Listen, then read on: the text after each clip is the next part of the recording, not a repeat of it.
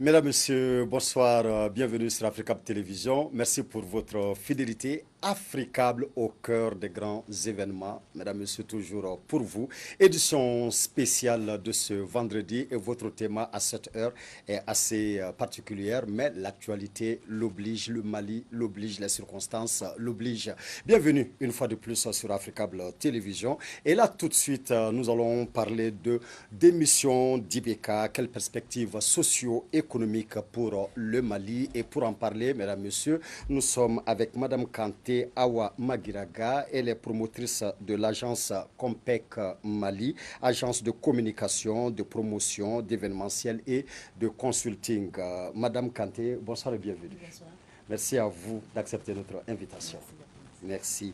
Monsieur Moussa Bendeka Diabaté est notre deuxième invité, directeur de l'URC, Institut RSE, consultant et membre du comité d'experts ISO. Monsieur Diabaté, bonsoir et bienvenue. Bonsoir, monsieur Dissa. Merci à vous d'avoir accepté notre invitation. Merci. Notre troisième invité est Dr Bakary Toumagnon, sociologue, consultant, spécialiste en santé publique internationale, promoteur de l'EHSP, École des hautes études en santé publique du Mali. Dr Toumagnon, bonsoir et bienvenue. Merci beaucoup, Dissa. Merci de m'avoir invité. Merci surtout à vous d'avoir accepté notre invitation. Et enfin, mesdames, messieurs, nous sommes avec monsieur Cheikhoumar Soumano, président de l'Organisation des jeunes patrons du Mali. Monsieur Soumano, bonsoir et bienvenue. Bonsoir Robert, je vous remercie de m'avoir invité à ce débat. Merci à vous surtout de l'avoir accepté. Merci vraiment. Madame Kanté, nous venons de suivre en direct le meeting depuis le boulevard de l'Indépendance. Alors c'est un grand regroupement de remerciements organisé par le mouvement M5, des remerciements à l'endroit du peuple malien d'avoir cru en une révolution. Alors on a vu une fois de plus que la mobilisation était au rendez-vous. Alors quelle est votre réaction sur la journée d'aujourd'hui? Merci Dissa et bonsoir à tous les téléspectateurs de Africa. Alors, ce que j'ai vu, mes remarques,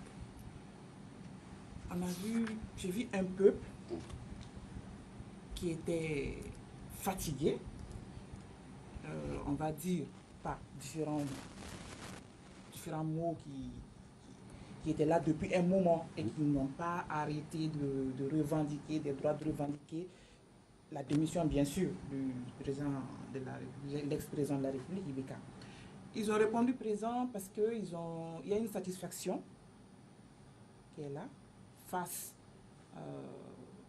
à l'armée qu'on a vue, qui a fait acte de présence face à M5 RFP.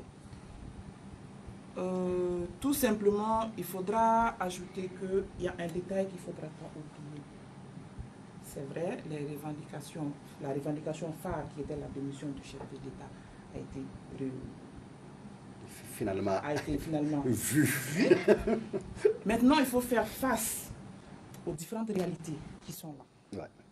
Différentes réalités qui sont là et qui restent des défis pour tout un chacun, pour chaque Malien et pour chaque Malien. Que l'arme ne cache donc pas la forêt. Exactement. D'accord. Voilà. Merci, Madame Kanté. Monsieur Diabaté, alors quelle est votre réaction? Ma réaction, l'intervention, je veux dire, la manifestation d'aujourd'hui vient couronner un succès tant attendu par le peuple. Et bon, maintenant, il fallait accepter ça, que le peuple, à travers cette manifestation, comprenne qu'il y a l'union sacrée qui doit être faite autour de notre armée qui est venue soulager la souffrance du peuple malien.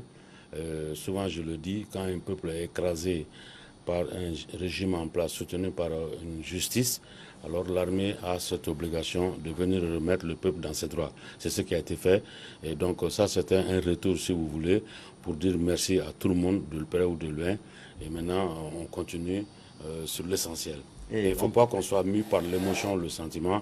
Maintenant, la récréation est terminée. On vient d'écouter tout de suite l'imam Diko qui disait les bâtons de la vengeance à déposer, place à la communion. Oui. Bon, ça, c'est, si tu veux, les dérivés d'une manifestation populaire comme le cas du Mali. Il est évident que ce n'est pas le souhait de qui le veut, mais généralement, il y a toujours des ratés. Et ces ratés, je pense que les jeunes qui ont pris le pouvoir ont compris ça en instaurant comment on appelle, un état de droit ou je ne sais pas, un couvre-feu pour un peu minimiser les risques de dérapage. Et c'est qui est légitime. Et Diko a raison, il faut qu'on se tourne vers l'essentiel en faisant d'abord l'union entre nous et se concentrer sur l'essentiel. Merci M. Diabaté. M. Soumano.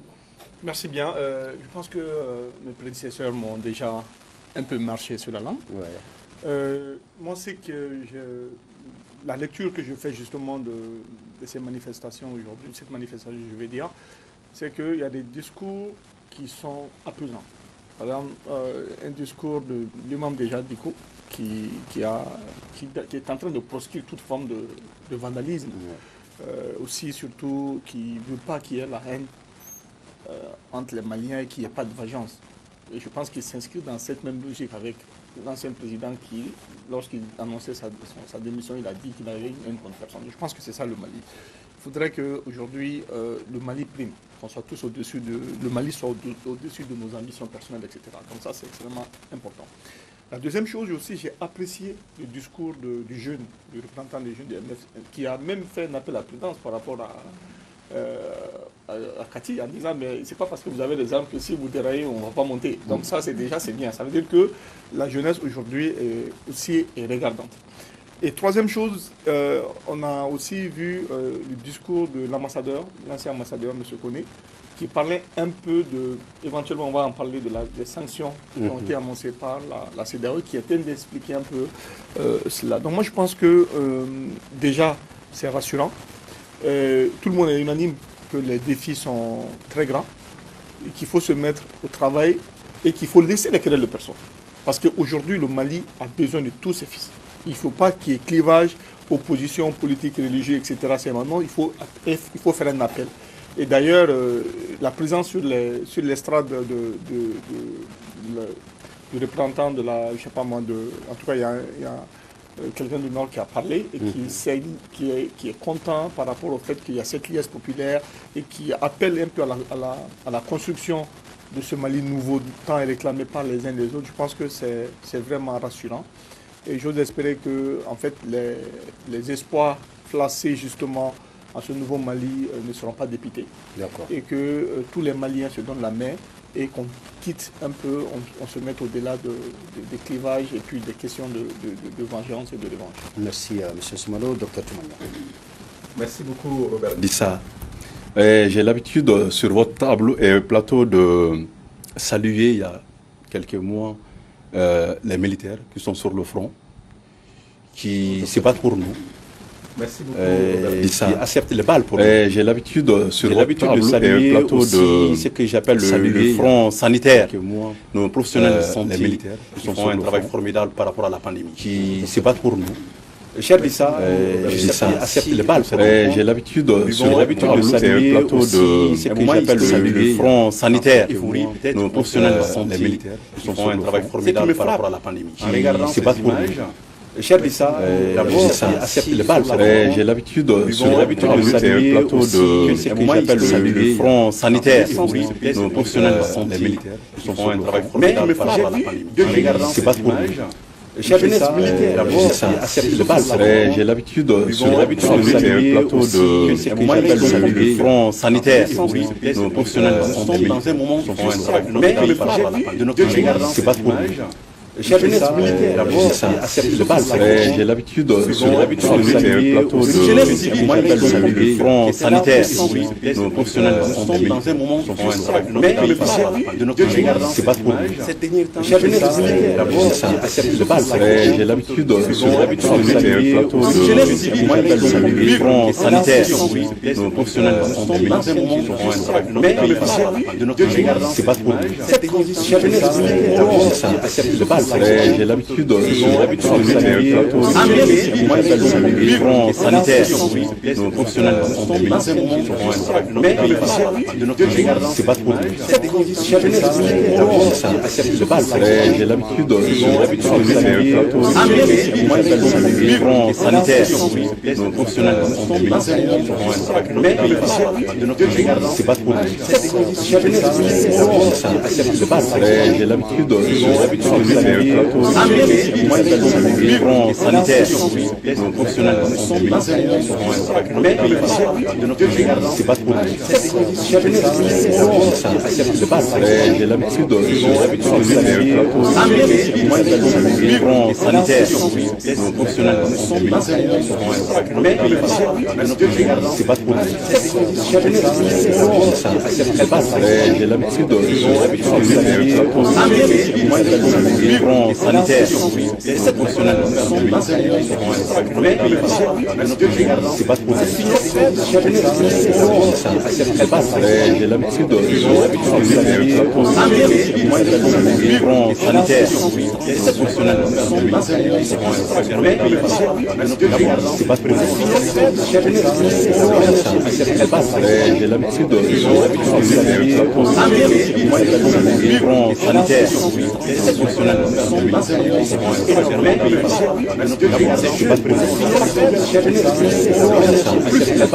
j'ai l'habitude de migrants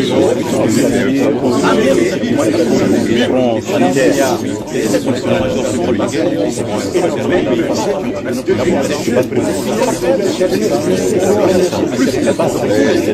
de la vie civile que nous connaissons. Donc, il faut que le commun des mortels sache que, en fait, ceux qui ont été là un peu l'élément crucial de ce changement, ils ont la tête sur les épaules. Ils ont la tête sur les épaules et ils maîtrisent les dossiers du pays. Au-delà de ça, si vous prenez les partis politiques, de 1991 à nos jours, presque 30 ans, c'est les mêmes têtes, c'est les mêmes responsables. Et quand vous observez très bien, la jeune pousse, on ne voit pas la jeune pousse. En fait, ça n'émerge pas. Et là-dedans aussi, il y a une transition qui est en train de s'opérer.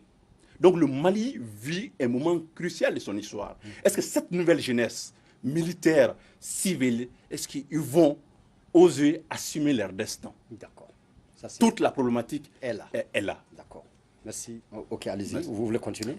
Donc, et pour revenir à l'image, je pense que notre pays était à la recherche de figures. Je pense qu'aussi il y avait une dynamique. L'homme politique ne parle plus aux Maliens. Le Malien était à la recherche d'un sage, de quelqu'un qui pouvait incarner la nation. Et l'imam l'a dit, je suis un imam, je resterai un imam pour enlever toute ambiguïté. Et l'imam Diko est un imam et entend le rester. Le rester. Ouais. Il a dénoncé les comportements. Ces comportements, mais en réalité, notre pays, le résultat que nous vivons aujourd'hui, c'est une question de comportement. Corruption, vol, vandalisme, etc. Donc, il a dénoncé cela. En même temps, il a fait appel à nos valeurs. Notre pays est malade, je l'ai dit sur votre plateau, est malade de ses propres fils. Le Mali a besoin de retourner sur ses valeurs. Donc, la nouvelle génération aura besoin de ces sages-là pour, n'est-ce pas, avec nos valeurs culturelles, avec tous les savoirs que nous avons, pendant que nous avons accumulé, de travailler avec ça. Et l'imam a terminé, il a dit plusieurs choses. La question de la tolérance. Nous ne pouvons pas créer un État-nation sans tolérance. Il a parlé de réconciliation et il a dit pas de vengeance. N'est-ce pas? Donc, je pense qu'il cherche de nous faire comprendre, de dépasser notre personnalité, nos individualités pour construire notre État, peut-être le nouveau Mali. Je vous remercie. Merci, docteur Toumagno. Monsieur Bendeka, je viens à vous par rapport à ces mutations en cours dans notre société qu'on ne voit pas forcément. Par contre, on peut dire que soit on est dans une transition, soit on s'apprête à être dans une transition. Et docteur Toumagno a parlé tout de suite des militaires, il a parlé des jeunes qui n'arrivaient pas à émerger. Alors, il a parlé d'une véritable dynamique qui est là quand même, une volonté d'émerger, etc. Alors, est-ce qu'on peut parler au jour d'aujourd'hui d'une transition qui était là déjà avant tout ce combat-là? Si oui, dans quel secteur? Il y a près de 10 ans, je suis à l'aise de répondre à cette question parce que j'ai été homme de terrain. Il y a près de 10 ans, disons qu'il y a une génération d'hommes, donc je peux parler de jeunes, qui étaient à la recherche d'un référentiel. Le constat aujourd'hui, c'est que c'est Mohamed Diko avec son groupe et les militaires qui sont venus sauver le Mali dans un État dit démocratique. ça dénote l'absence des partis politiques, la faiblesse des partis politiques. Ce qui est soutenu de plus par les élections auxquelles on vient d'assister, dans un pays où il y a 213 partis politiques, aux élections présidentielles, il y a 25 partis politiques, et après les résultats, il n'y a que 5 partis politiques qui ont eu à peu près 5%, sinon plus. Les autres n'ont que des taux diabétiques. Aujourd'hui, les partis politiques doivent se remettre en cause. Le monde ressemble à un train qui est à la gare, il va à 8 heures. Si tu veux partir, tu viens, tu rentres. La génération qui est en train d'émerger n'a plus le temps des hommes politiques parce qu'ils ne constituent plus des référentiels, tant au niveau de la réflexion, mais au niveau de la qualité de la formation que ces jeunes ont eue, parce qu'ils n'ont eu que des formations de chômeurs pour devenir chômeurs. Et tout ça a été soutenu par ces dignitaires, ces anciens régimes, entre parenthèses, pseudo-démocrates, de 91 à maintenant. On a vu que l'école était en train de disparaître. Donc il n'y a pas de vertu, il n'y a pas de valeur. Et on dirait j'ai l'impression qu'ils étaient venus pour décapiter ce pays, pour vendre ce pays et mettre ce pays à la disposition d'autres cultures, d'autres valeurs. Aujourd'hui, il faut qu'ils se remettent en cause, s'asseoir, faire l'état des lieux des partis politiques. Aujourd'hui, le Mali ne va plus s'arrêter. C'est une dynamique qui a été déclenchée. En 91, on était encore à l'université. Aujourd'hui, on peut défier n'importe quel homme politique aujourd'hui de débattre de la réalité du Mali. Le Mali est allé très bas en profondeur. Merci, M. Diabaté. Mme Kanté, alors, allons-nous vers un nouveau Mali? Si oui, comment le voyez-vous? On va vers un nouveau Mali. D'accord. Si, bien sûr, les Maliens le veulent. D'accord. Si les Maliens le veulent. Un nouveau Mali, le départ déjà, on a 2 problèmes cruciaux ici au Mali. Quand on arrivera à y faire face, on se retrouvera au début d'un nouveau Mali. Le premier point, c'est l'injustice. En secondo, l'impunité. Dans l'injustice, on va retrouver la corruption là-dedans. Et la corruption, c'est un problème qui gangrène énormément le Mali et à tous les niveaux. L'impunité, tous ceux qui sont carrément sur cette branche de népotisme, de favoritisme, ils commettent tous ces actes et il n'y a rien. C'est impuni. À croire que c'est un chemin qu'on est en train de dégager pour des générations à venir à suivre le même chemin. Et ce n'est pas possible pour un Mali nouveau. C'est pas possible pour un Mali nouveau. Un Mali nouveau a besoin de sa jeunesse, de l'engagement de sa jeunesse. Et ça, à 200%. Aller à l'école, faire des formations universitaires, d'accord. Avoir un diplôme, le diplôme c'est un parchemin, on est d'accord. Mais là, il faut être sur la phase d'excellence en matière de mettre un projet en place soi-même, arriver à mûrir des idées. Pendant que, pour reprendre l'expression de M. Diabaté, ils sont formés à être des chômeurs. Et on n'a plus le temps pour ça. Le 21e siècle, le Mali nouveau n'a pas besoin de ça. Voilà. On espère bien que tout ce qui s'est passé ces derniers moments, qu'il y ait des leçons à tirer dedans, des bonnes leçons, et des choses à ne plus reprendre. D'accord. Donc, des erreurs à ne plus commettre. Donc, la lutte pour la justice et contre l'impunité. Et cela passe par la lutte contre la corruption, par le favoritisme. D'accord. Et comme vous êtes dans le monde des affaires, ce nouveau Mali-là, quel avenir ouvre-t-il aux investissements dans le pays, selon vous? Comment le voyez-vous? Alors, ce nouveau Mali, pour les investissements, déjà, c'est de parvenir à regagner cette confiance. De qui? Des investisseurs, de ceux qui viennent dans les affaires. Regagner cette confiance qui, malheureusement, est partie, en fait, en réalité. Pourquoi? Parce que le Mali fait partie aujourd'hui de l'un des pays les plus corrompus du monde. C'est clair. Et dans ces conditions-là, c'est impossible de venir s'investir sur quoi que ce soit ou dans quoi que ce soit. C'est pas possible. Alors, donc, pour encourager des investisseurs, pour encourager et faire de nouvelles ouvertures pour le monde des affaires, Parce que moi, je me focalise toujours sur la jeunesse, quoi, en fait. Parce que je me dis que la lutte aujourd'hui, c'est un combat générationnel. Et ce combat générationnel, la jeunesse doit tenir le flambeau pour faire face à tous ces maux afin de s'imposer et d'avoir sa place dans le Mali nouveau afin que les choses redémarrent comme on l'a toujours souhaité. D'accord, merci Madame Kanté. Monsieur Soumano, je vous donnerai la parole après, vous aurez le temps de compléter. Monsieur Soumano, alors l'imam Diko a dit tout de suite, nous sommes un peuple digne, un peuple debout, à n'en point douter. Est-ce que sur le plan des investissements, alors ce nouveau Mali qui s'ouvre, alors nous offre de belles perspectives selon vous? Merci bien. Alors, avant de répondre à cette question, je voudrais rajouter quelques éléments à ce que ma soeur Awa disait tantôt. Vous savez, déjà le Mali nouveau, elle a dit il faut bannir déjà la corruption, il faut aller vers une justice bien distribuée, etc. Mais au-delà de ça, moi je pense qu'il faille aller vers aussi l'instauration de la culture de l'excellence. C'est extrêmement important. Il faut aussi qu'il y ait la transparence. Parce que aujourd'hui, vous savez, j'ai l'habitude de le dire,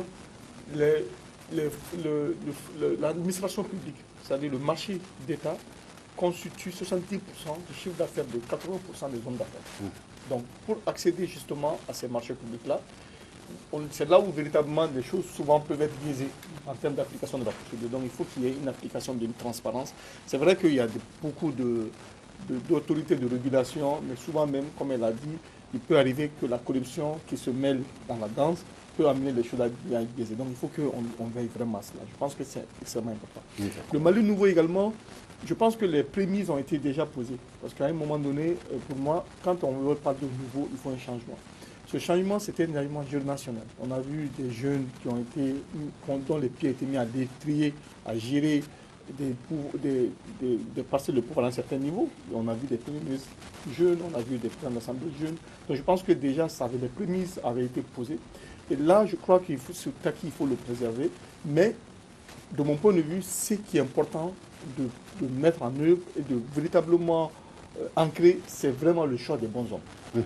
Parce que quand vous ne pouvez pas dire on veut faire un changement, on veut faire la promotion de la jeunesse, la promotion des femmes, mais si on ne prend pas les bons hommes et les bonnes femmes, ça n'ira nulle part. Donc la compétence, le critère de compétence est extrêmement important. Maintenant, pour revenir à votre question, vous avez parlé de questions de promotion des investissements. Vous savez, et des relances économiques. Aujourd'hui, au Mali, il y a trois facteurs auxquels il faudrait trouver des solutions. Trois facteurs locaux, je veux dire. Un investisseur, déjà, il a besoin de stabilité politique et institutionnelle. Ça, c'est le b.a.-ba de la chose. Un investisseur a besoin de sécurité. Donc, sécurité de ses biens, de ses investissements, et lui, de sa personne elle-même. Ensuite, un investisseur a besoin de garanties en termes d'exécution des engagements qu'il va souscrire. Ça veut dire quoi? Quand il va signer des contrats et qu'il a maille à partir avec un de ses clients ou un de ses fournisseurs, et qu'il sait qu'il a raison, la solution, ou en tout cas la justice est dite par l'administration judiciaire, mais il faudrait qu'il ait la garantie que, véritablement, même s'il ne connaît personne, qu'il pourrait véritablement avoir gain de cause s'il doit avoir gain de cause. Ensuite, la quatrième des choses aujourd'hui, les gens le disent, il faudrait qu'on crée véritablement des conditions de facilitation de l'accès au financement. Et c'est que Mahmoud Diko dit, le Mali, aujourd'hui, les problèmes auxquels on fait face, je vais anticiper sur la question, c'est déjà l'embargo. Vous savez, quand un pays est sous embargo, la CEDEAO a annoncé les sanctions économiques en disant de fermer les frontières. Déjà, ça affecte durablement les opérateurs économiques. Et ça va affecter particulièrement des secteurs d'activité, notamment tout ce qui est transport. Mais rapidement, pendant que vous êtes en train d'en parler, alors, embargo levé sur les denrées de première nécessité, sur les produits pétroliers, sur les produits pharmaceutiques, sur l'électricité. Mais attends, cet embargo, c'est quoi finalement? Oui, mais le problème... Ça nous fait quoi finalement? Mais le problème, ce n'est pas ça. Parce que moi-même, quand ça a été annoncé, j'ai fait un post en disant que, en vertu du droit humanitaire, qu'il faille ce qu'on appelle un couloir humanitaire pour faire passer justement ce genre.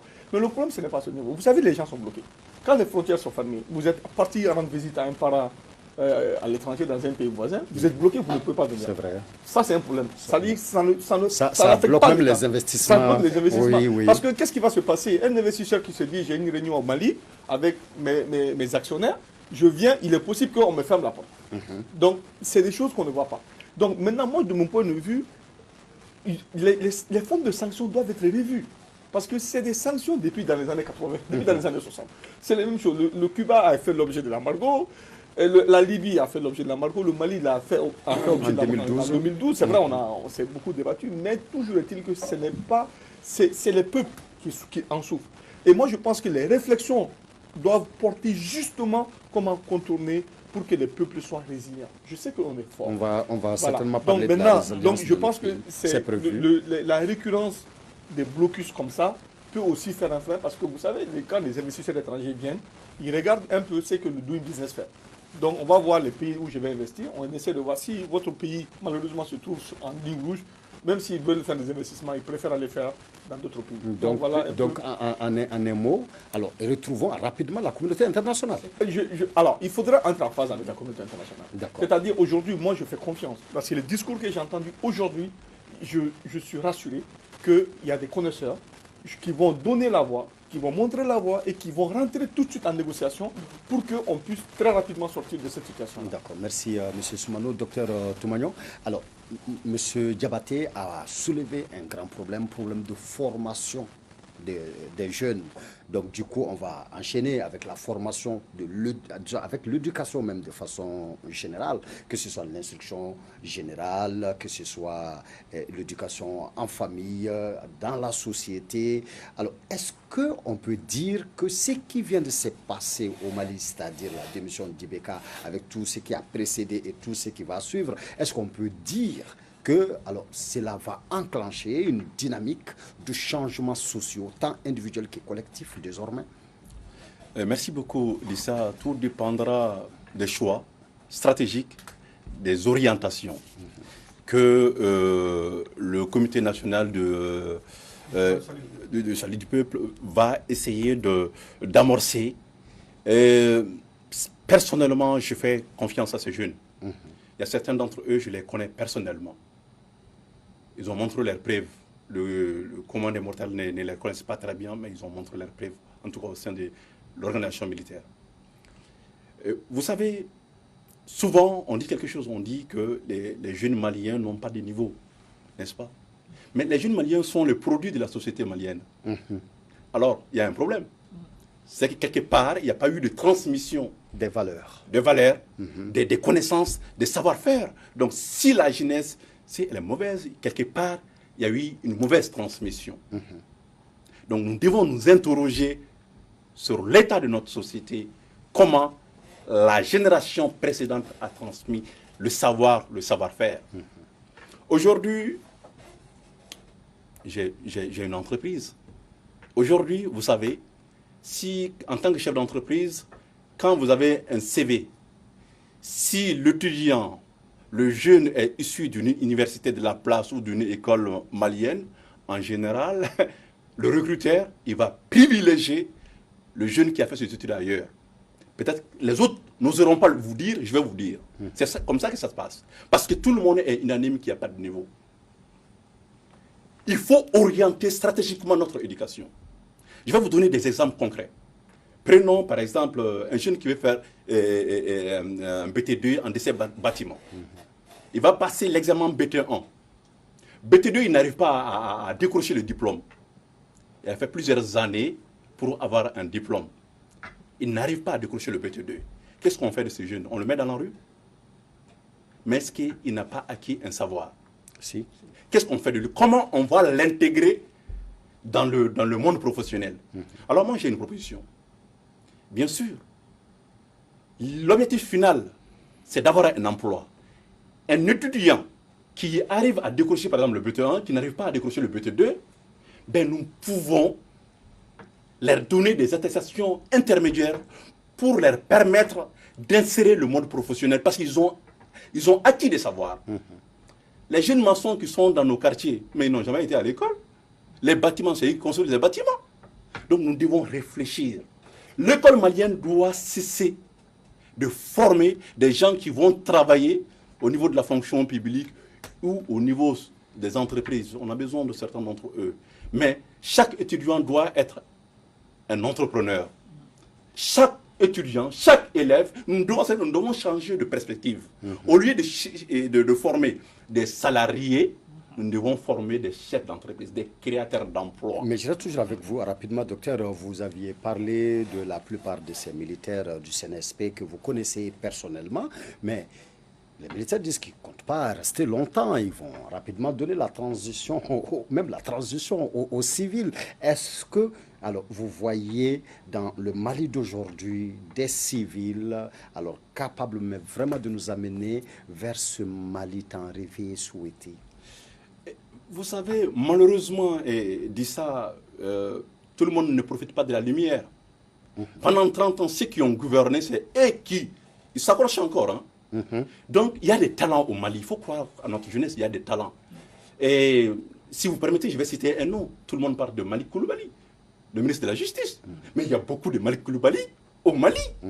Mais ils ne bénéficient pas de la lumière. Il faut chercher. Nous avons le programme Top 10, élaboré par le PNUD, qui regroupe, n'est-ce pas, la crème de la diaspora dans tous les secteurs du Mali. Oui. Je fais partie de ce programme-là. Il y a tous les secteurs. On peut les faire appel, on peut les appeler. À l'intérieur du pays, nous avons des talents. Au-delà de cela, il ne faut pas dissocier ces jeunes militaires de la société globale malienne. En fait, ils sont issus de cette société, c'est nos frères, c'est nos amis, c'est des maris, etc. Donc ils connaissent la réalité malienne. Il faut prendre la crème de ces pays-là. Il faut travailler avec la crème de ce pays. La dénicher, la trouver et la faire travailler. Toute la faire. Donc il faut une politique de recrutement. Et là-dessus, je dis, puiser dans nos valeurs. La famille est une chose très très importante, mais j'ai dit une fois sur votre plateau que la famille souvent aussi a tué le Mali. Parce qu'on va prendre telle personne, il appartient à telle famille, c'est mon neveu, je le connais, c'est mon fils. Il faut arrêter avec ça. On ne construit pas une nation comme cela. Au-delà de ça, il y a d'autres secteurs. Le secteur de l'agrobusiness. Mais 70% des Maliens vivent dans les zones rurales. L'agrobusiness, qu'est-ce qu'on en fait? Le secteur des mines. Mais l'or ne brille pas pour les Maliens. Donc il faut réfléchir sur cette question-là. Le coton, il faut réfléchir sur cela. D'accord. N'est-ce pas? Donc je pense que, dit ça, avant d'abord de nous ouvrir au monde, avant de nous préoccuper par rapport à qu'est-ce que la CEDEAO va dire et tout cela, il faut que nous-mêmes, nous ayons quelque chose à vendre. Quand une société n'a pas quelque chose à vendre, ben les autres ne peuvent pas vous respecter. Donc il faut d'abord produire local, valoriser nos produits. D'accord. Merci, docteur Toumagnon. Alors, monsieur Diabaté, les perspectives démocratiques. Alors, moi, j'ai noté 3 points sur lesquels je vais intervenir. L'investissement, vous l'avez dit. L'investissement repose sur 3 éléments. Un investisseur, il y a 3 éléments qui l'intéressent. On appelle ça la notion des 3 S. La lettre S. C'est la sécurité de sa propre personne. C'est la sécurité de ses biens. Et c'est la sécurité judiciaire. Ça, c'est le premier aspect. Le deuxième aspect, vous avez parlé de la CEDEAO. Aujourd'hui, la CEDEAO ne peut rien faire au Mali. Je vous donne des chiffres. La Côte d'Ivoire fait un chiffre d'affaires de 150 milliards par an dans le transport maritime. Le Mali est l'un des pays rares en Afrique qui a cette frontière terrestre qui est une opportunité. D'où l'orientation de nos filières de formation vers les opportunités que nous avons, je vais y revenir. Au lieu de donner des programmes de formation éducative à des gens qui sont fatigués, qui sont plus d'actualité. Donc aujourd'hui, la CEDEAO, ça c'est la Côte d'Ivoire. Le Sénégal fait près de 200 milliards de chiffre d'affaires par an. Ce n'est pas une dette, ce n'est pas un engagement tripartite ou bilatéral, non. Parce que le Mali importe tout. Donc aujourd'hui, sans compter les agriculteurs de ces pays, aujourd'hui, ils ont besoin que leurs produits soient écoulés. Le Mali est un marché potentiel pour eux. Je prends le cas de la Côte d'Ivoire, le loco, les pommes de terre, etc. Sans vouloir vous couper, déjà en 2012, on se rappelle un loco Bon. pourri partout à Abidjan parce que les frontières étaient fermées. Ils ont une diarrhée verbale. Ils ont des agendas cachés pour essayer de sauver leur régime. Mais ils n'ont que 3 jours, 72 heures pour que leur peuple se soulève contre eux, parce que ça va faire l'hémorragie de l'économie. Le cultivateur qui a passé 10 mois sur 12 en train de cultiver sa banane, etc., ne va pas accepter que les bananes pourrissent dans les camions. C'est clair. Donc, il faut que les Maliens soient sûrs de quelque chose. La CEDEAO ne peut absolument rien faire sur le Mali, tant sur le plan économique que social. Ils ont plus besoin de nous. Vous savez, la France même va s'opposer, parce que le coton malien passe par les ports frontaliers. C'est même bien qu'ils ferment. S'ils ferment, on va exploiter notre créneau. Et c'est ce qui nous pousse à faire recours à nos ressources internes. Si ta main gauche te gêne, tu l'enlèves, tu continues avec la main droite. Je continue. Aujourd'hui, le problème, tout ceci, on a parlé de pas mal de choses, se retrouve au niveau de la vision. Il a dit tantôt la formation.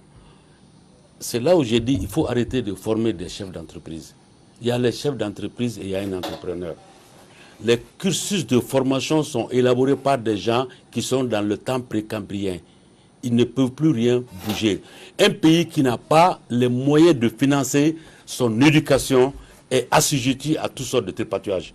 Et c'est cet espace qu'on a créé avec la démocratie, où chaque année, il y a un pays qui vient avec un micro-programme de formation, on adopte ça. Tantôt... Maintenant, parlons justement de la démocratie. Oui. Cette crise qui prend fin, on peut dire d'une certaine manière, aura quelle incidence sur notre démocratie? C'est là où on doit s'asseoir pour faire le diagnostic de tous les pans. Aujourd'hui, j'entends dans les organes de presse, machin, cette junte qu'on appelle les militaires, moi je les appelle nos frères. Il ne faut pas qu'ils se pressent. Le fossé est énormément grand pour qu'à la va-vite qu'on essaie de bricoler. Qu'ils prennent tout leur temps. Et moi je suis favorable qu'ils prennent tout leur temps, même si leur transition doit faire 3 ans, le Mali est tombé très bas. Est-ce que vous pensez que la classe politique va vraiment entendre... La classe politique n'a pas le choix parce qu'on les a donné 30 ans pour faire le Mali. On est le dernier de la sous-région. Donc ils vont se taire. La CEDEAO a eu l'opportunité de se taire. Ils sont en train de rater l'opportunité. Ibeka est venu, il connaissait la durée de son mandat. Il connaissait la durée du mandat de l'Assemblée et des collectivités. Dit ça, je vous dis, Ibeka a changé le mandat. Il a prolongé les mandats. Ça, c'est pas, on n'a pas touché à la Constitution. Au lieu de s'occuper de nous, on a parlé de l'écho. Où en sommes-nous avec l'écho? Ces hommes de la CEDEAO, c'est des chefs d'État, des individus. La CEDEAO, c'est le peuple. Ils ne seront jamais en phase avec leur peuple parce que c'est l'intérêt des peuples qui est là. Donc, je veux dire, maintenant, par rapport à tout ça, si on doit prendre... Il y a des problèmes à tous les niveaux. Il y a un problème simplement de vision. Il faut que ces jeunes militaires qui sont venus, qui ont l'assentiment du peuple, qui se fixent une vision. On ne peut pas investir dans un espace qui n'a pas de limite. Le Mali n'a pas de territoire. Il ne faut même pas se leurrer. L'éducation, la santé, tout ça c'est du n'importe quoi. Il faut d'abord récupérer un territoire. Dit ça, je ne vous apprends rien. Et que Ibeka, pourquoi il ne voulait pas partir? Parce qu'il a signé beaucoup d'engagements au nom du peuple pour protéger son système. Pour qu'un Malien aille à Kidal aujourd'hui, il faut demander l'autorisation de la France sur le territoire malien. Vous pensez que c'est normal? Tous ceux qui viennent de faire, qui viennent d'arrêter l'hémorragie, ils ont fait le terrain, ils savent ce qui se passe. Combien de personnes sont en train de mourir? L'autre jour, je vois pour finir à la télé une fille qui a été décapitée. Le président, dans sa campagne médiatique, va donner 3 millions. La question n'est pas de donner 3 millions. Pas décapité, mais... Non. Oui, on a amputé. Voilà. Mais la question n'est pas de lui donner 3 millions. La question, c'est d'empêcher qu'elle quitte son village pour venir à Bamako et subir ces conséquences-là. Il faut créer les conditions. Aujourd'hui, il faut qu'on ait une vision. La vision, c'est d'abord le Mali. Et tous les Maliens doivent faire front commun derrière ces jeunes militaires patriotes qui sont venus parachever l'assentiment du peuple. Donc, pas de création de chefs d'entreprise, mais création d'entrepreneurs. D'accord. Non, c'est autour de madame, vous aurez la parole et vous allez réagir, vous pouvez déjà noter. Voilà. Madame, cette crise, finalement, nous a-t-elle appris quoi sur nous-mêmes en tant que Maliens, selon vous? Alors, merci pour la question. La crise nous a appris qu'en réalité, si tous les Maliens se lèvent pour un seul homme, on peut finalement avoir ce qu'on désire. En bien cette fois-ci. La façon dont tous les Maliens ont été mobilisés pour décrier tout ce qui était déjà en place comme problème, comme mal. Alors, si on s'unit dans le même dynamique, il n'y a pas de raison pour que nos attentes soient exaucées. Ça a appris qu'au Mali, ce qui était possible il y a 20 ans, 30 ans, aujourd'hui ce n'est plus possible. Le Malien d'aujourd'hui a une vision sur le monde, a une vision sur son pays et a un rêve pour son pays. Donc, tout ceci nous amènerait à dire que pendant cette période de transition, et même au-delà, il y aura forcément un changement, obligatoirement. Ceux qui doivent venir, ceux qui doivent assumer ces différentes responsabilités, doivent se rendre compte que ce peuple malien qui est là a les yeux sur tout ce qui se passe dans son pays, a les yeux sur tout ce qu'elle possède comme ressources, et que désormais, ça doit être pris en compte, ça doit être géré de la bonne manière, comme le souhaite le Malien. Alors, il fut un moment où on disait que nos militaires n'étaient pas vaillants, des histoires. Est-ce qu'on peut dire que, alors, le dénouement de la crise, finalement, réconcilie les militaires avec leur peuple? On l'espère. On l'espère. On l'espère. D'accord. On l'espère. Ok. Parce qu'il y a tellement de choses qui rentrent en jeu, on espère que ça sera au moins une phase décantée. Et cette jeunesse, cette nouvelle jeunesse, est-ce qu'elle va rester debout? Est-ce qu'elle va veiller? Est-ce que la veille citoyenne va continuer selon vous? Cette jeunesse n'a pas le choix. Ok. Cette jeunesse n'a pas le choix et cette jeunesse n'a pas droit à l'erreur. Cette jeunesse n'a pas droit à refaire ce qui a été mis en place ou ce qui a été fait jusque-là. La jeunesse n'a plus ce temps, on n'a plus ce droit. Sinon, les mêmes causes vont produire toujours les mêmes effets. C'est clair. D'accord, merci Madame Kanté. Monsieur Soumano, parlons de l'unité nationale. Alors qu'il y avait vraiment mal un bon moment. Est-ce qu'on peut dire qu'une nouvelle ère s'ouvre à nous? Parce que Diko, dans son discours tout de suite, a parlé de la communion, de déposer définitivement les bâtons de la vengeance, de nous retrouver en frères, en parents, parce que nous sommes le même Mali. On peut donc dire que l'unité nationale, plus que jamais, se renforce-t-elle?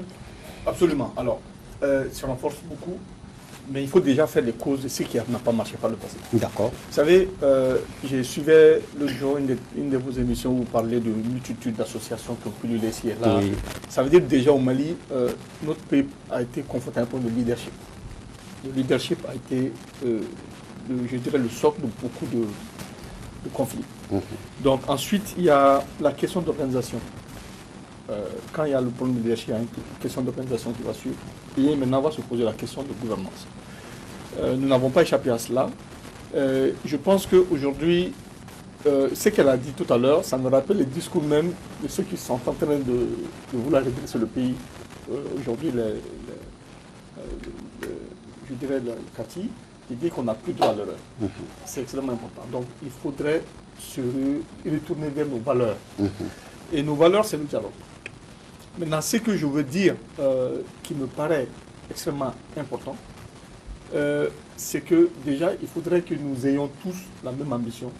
Et cette ambition, c'est que le Mali puisse revenir et retrouver ses lettres de noblesse datant. Je l'ai dit, on était fiers, il y a une vingtaine d'années, de dire que le Mali était le havre de paix. Et les investisseurs, quand on partait à des foires, on disait que nous avons le meilleur système d'investissement.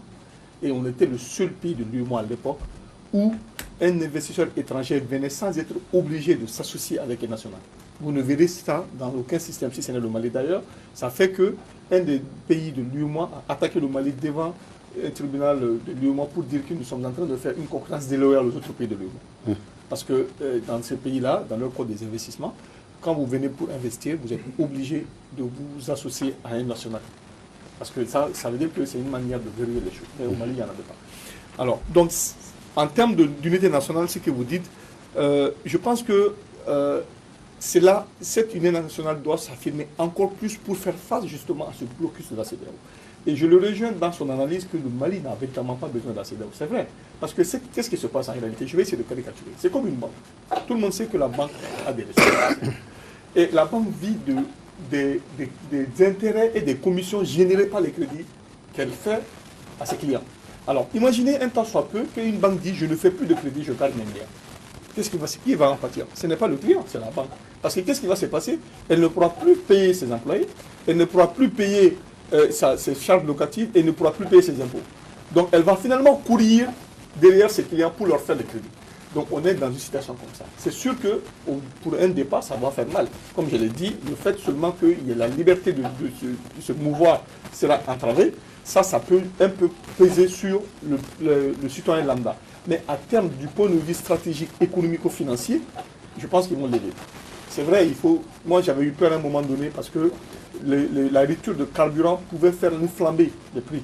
Mais heureusement que cela a été allégé sur proposition du président Macky Sall, qui a dit de réapprécier les sanctions en demandant de... Tout à fait. Voilà. Donc moi je pense qu'à ce niveau-là, comme vous l'avez dit tout à l'heure, quand on a le carburant, nous avons les denrées de première nécessité, nous avons les médicaments, on peut même dire que le Mali, une fois de plus, même déclenche une autre dynamique, même au niveau de la CEDEAO, même sur les embargos.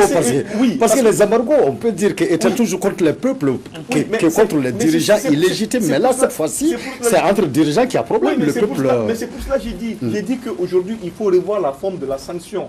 Parce que les sanctions économiques. Il y a eu évolution là. Il faut qu'on quitte. Parce que c'est des sanctions qui ont été inventées dans les années 60. On ne peut pas entrer en 2020 encore. Il faut quand même changer cela. Moi, je suis d'accord qu'il y ait des sanctions État qui concernent les États, mais pas les populations qui n'ont rien fait. C'est ça le problème en fait. Et d'ailleurs, un opérateur économique, on le sait au Mali, dans l'espace CEDEAO, de l'espace suivant, un opérateur économique ne peut pas rester une semaine dans son pays. Il faut qu'il se déplace. Donc ça, il a fait quoi pour qu'il ne puisse pas se mouvoir. Donc il faut qu'on intègre cet aspect-là. Donc même s'il y a ça, qu'on laisse les gens se... Donc c'est l'occasion ou jamais d'être plus en fait, unis. je finirai pour dire que l'unité malienne aujourd'hui, la transition que vous avez indiquée, c'est une transition de la 3e vers la 4e République. Pourquoi? Parce que la situation juridico-constitutionnelle que nous vivons n'est plus vue nulle part dans la Constitution. Et nous est obligé d'aller vers une transition politique. D'accord. Et cela, je pense que c'est là la première priorité pour que on revienne justement, on revienne en ordre constitutionnel. Il faut qu'on fasse une quatrième république avec une nouvelle constitution qui prenne en compte tous ces scénarios que nous avons vécu au Mali. Parce que imaginez aujourd'hui, quand on estime que la Cour constitutionnelle ne peut pas, comment on appelle, son arrêt est inattaquable, et après on revient pour revoir cela. Donc vous voyez que c'est des choses qu'il faudrait véritablement intégrer dans la Constitution. Donc de mon point de vue, je pense que l'unité malienne, notre unité s'en sort bien. Il n'y a pas vraiment de problème. Et moi je suis content de voir tout ce qui s'est passé aujourd'hui au cours de la rencontre de M5. Merci Monsieur Soumano, docteur Toumagnon. Alors qu'en est-il de la résilience? Parce qu'il a été le premier à soulever la question de la résilience du peuple malien. Après, M. Diabaté et Mme Kanté ont eu à avoir un mot sur les sanctions CEDEAO. Sommes-nous assez résilients? Écoutez, Dissa, si vous vous intéressez un peu à l'histoire contemporaine du Mali, 1968, 91, 2012, 2020. Regardez les anciennes émissions.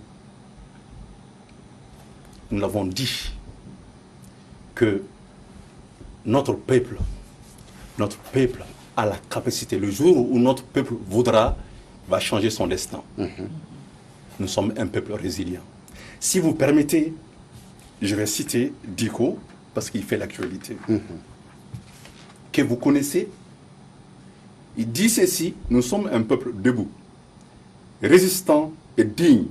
Non, nous ne sommes pas un peuple soumis ou résigné. Imam Diko. Donc, je pense que cette citation est même la formule de votre... C'est la définition même de votre question.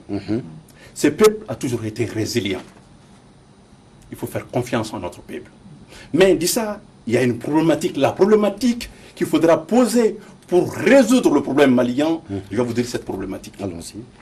De mon point de vue, qui se résume à 4 questions. Aujourd'hui, le premier travail de la nouvelle équipe, c'est qu'il faut que nous nous interrogions. Et qui sommes-nous, l'être malien? Qui sommes-nous? Il faut que nous nous interrogions Qu'est-ce que nous voulons faire ensemble? J'appelle ça faire société ensemble et reconstruire. Qu'est-ce que nous voulons faire ensemble? Troisième question, comment nous devrions le faire ensemble? Cela définit la méthode pour y arriver à cela. Et la dernière question, pour aller où? L'avenir. Je suis certain, si la nouvelle équipe arrive à répondre à cette problématique, notre pays ira de l'avant. Merci, docteur Toumagnon. Alors, monsieur, il ne nous reste plus que 10 minutes. Hein. 10 minutes, on va devoir conclure. Ça va être le dernier tour de la table, mais sur une question, plateau, que je vais introduire par ces passages-là, toujours de ce bouquin, Changement climatique et savoirs locaux, paix, résilience et développement intégré au Mandé. Docteur Toumagnon, vous écrivez ceci à la page 12. Dans cet univers mouvant et complexe où la certitude du savoir scientifique ne permet plus l'espérance, le savoir local devient une alternative, un retour aux valeurs et aux pratiques qui, elles, sont intimement liées à l'environnement et aux réalités des communautés. Alors, du coup, madame, est-ce que nous pouvons compter aujourd'hui sur nos valeurs, sur nos savoirs locaux, traditionnels, pour désormais régler toutes nos crises? Quels sont plateau? D'accord. Merci. On en a tellement. Okay. On a tellement de savoirs locaux. On a tellement de valeurs. À tout point de vue, on peut compter sur ces différents éléments pour l'avancée d'un nouveau Mali. À tout point de vue. Le Mali et le Malien en général, si on parvient, comme le docteur Toumagnon l'avait dit préalablement, à faire un retour à nos valeurs, un retour à nos savoir-faire locaux. D'ailleurs, si ça avait déjà été pris depuis un moment, on n'allait pas être là. Il y a certains trucs qu'on a laissé passer, bien qu'on n'a pas tenu compte, bien qu'on a carrément rejeté. Et voilà le problème, tout le problème du Mali. À vouloir être quelqu'un d'autre, à vouloir être une autre personne. On a perdu certaines de nos valeurs, on a laissé certaines de nos valeurs, il faut qu'on y revienne. On n'est pas l'autre et on n'est plus soi. On n'est plus soi. C'est devenu un problème. Alors, donc en ce moment, puisque le temps... on est au niveau du bilan, d'un bilan. Justement, c'est ça. C'est un bilan. C'est un bilan à faire. C'est un bilan à faire. Oui. Donc, il faut tenir compte de tout ceci à partir de ce bilan. Et c'est un point primordial qu'il faut tenir compte. D'accord. Merci, Madame Kanté. Monsieur Diabaté, 2 minutes. Hein. Dis ça, si je te demande d'amener une voiture dans cette salle. Une voiture. Tu vas me dire que ce n'est pas possible. Mais c'est très bien possible. Comment? Voiture? Oui, bien sûr. À l'étage Dans cette salle, on peut mettre une voiture dans cette salle. Tu sais comment? On la démonte. Je suis d'accord. Nous, on a arrêté de réfléchir. C'est clair. On n'a pas besoin. La capacité de résilience des Maliens, ou l'incapacité, je veux dire, est due au fait qu'on a été formaté dans une négativité qui ne nous permet pas de réfléchir. C'est vrai. Il n'y a pas quelqu'un sur la table qui n'a pas bouffé 5 000 francs une fois. Mais si je vous demande de me donner 3 signaux sur le biais de 5 000, vous n'y arriverez pas. Simplement pour vous dire qu'on ne connaît pas ce qu'on a et on veut savoir ce que l'autre a. 1. Le Mali a une très grande capacité de résilience. Deuxièmement, ce qu'on a comme réalité ou valeurs sociétales sont tellement énormes qu'on peut être une référence de la sous-région. Tout part de la vision du leader. C'est pour ça que j'ai dit, il faut que ces jeunes militaires qui ont le salut du peuple, qui partent sur la vision. C'est prématuré de vouloir s'attaquer au problème. Le premier problème qu'on a aujourd'hui, c'est notre territoire.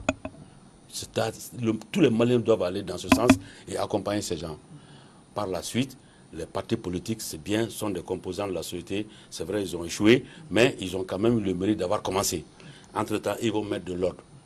Je ne sais pas, il y a 23 000 associations, si je me réfère aux chiffres, 23 000 associations recensées au niveau de l'administration territoriale. Et quelqu'un l'a dit, il faut qu'on se mette d'accord, il faut qu'on se comprenne. Ça va être difficile. Laissez les gens naviguer dans leur sens. Mais ayons la vision d'abord du Mali. C'est à partir de là que tout développement va parler. Il y a des enfants qui sont nés et qui étaient dans le ventre de leur maman, ils ne connaissaient pas Ibeka, pourtant ils vivaient. Aujourd'hui, tous les Maliens ne connaissent pas Ibeka, pourtant ils vivent. Donc il ne faut pas avoir une vision unilatérale. il faut pousser les gens à la réflexion. Et nous, on a arrêté de réfléchir. Voilà, on vit dans un état de médiocrité. Donc réflexion Réflexion sur la base de ce qu'on a du de sérieux travail. Point barre à la ligne. D'accord. Tout Merci. part de là. Merci, M. Diabaté. M. Soumano. Merci bien, Issa. Je pense Deux que minutes aussi. oui. M. Toumagnon ne me dira pas le contraire en tant que sociologue. Vous savez, les fondamentaux du règlement du conflit dans notre société, les prémices étaient déjà là.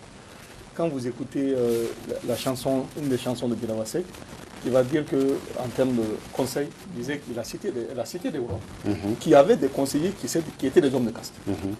C'est ce qui va Dante par rapport à Ada, qui l'écoutait.